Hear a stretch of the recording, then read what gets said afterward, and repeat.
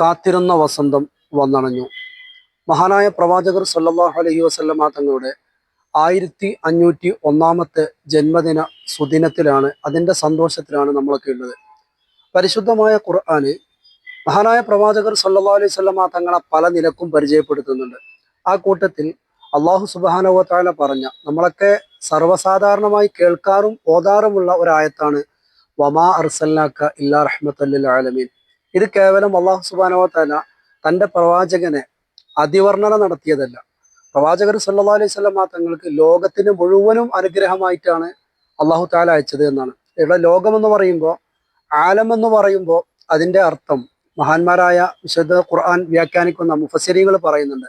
ആലം എന്ന് പറയുമ്പോൾ അള്ളാഹു അല്ലാത്ത എന്തെല്ലാം ഉണ്ടോ അതൊക്കെ ആലം എന്ന് പറഞ്ഞ ആ ഒരു ഗണത്തിൽപ്പെടും.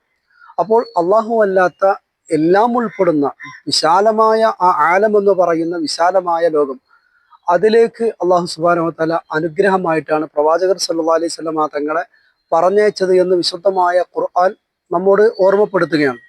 ഇവിടെ നമ്മൾ മനസ്സിലാക്കേണ്ട കാര്യം, പ്രവാചകർ സല്ലല്ലാഹു അലൈഹി വസല്ലമ തങ്ങളുടെ ജീവിതം മുഴുവനും നമുക്ക് വിശാലമായ കരുണയെ, വിശാലമായ അനുഗ്രഹം ചൊരിഞ്ഞു തന്നതിനെ നമുക്ക് കാണാൻ കഴിയും.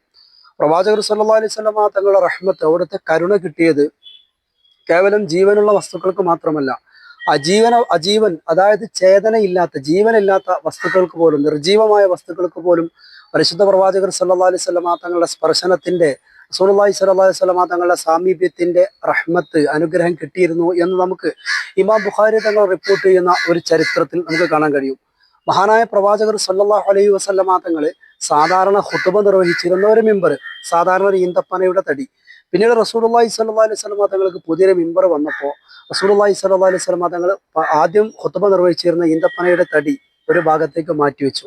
അങ്ങനെ റസൂലുള്ളാഹി സ്വല്ലല്ലാഹു അലൈഹി വസല്ലം ആദ്യമായിട്ട് ഖുതുബ നിർവഹിക്കാൻ വേണ്ടി ഈ മിമ്പറിൽ കയറിയപ്പോൾ, അങ്ങനെ ഖുതുബ നിർവഹിച്ചു കൊണ്ടിരിക്കുമ്പോൾ പള്ളിയുടെ മൂലയിൽ നിന്നൊരു തേങ്ങൽ കേൾക്കുകയാണ്. ആർക്കും മനസ്സിലാകുന്നില്ല. അവസാനം റസൂലുള്ളാഹി സ്വല്ലല്ലാഹു അലൈഹി വസല്ലം തങ്ങൾ മിമ്പറിൽ നിന്ന് ഇറങ്ങി വരികയും, പഴയ ഈ മിമ്പറായിരുന്നു തേങ്ങിക്കരഞ്ഞിരുന്നത്.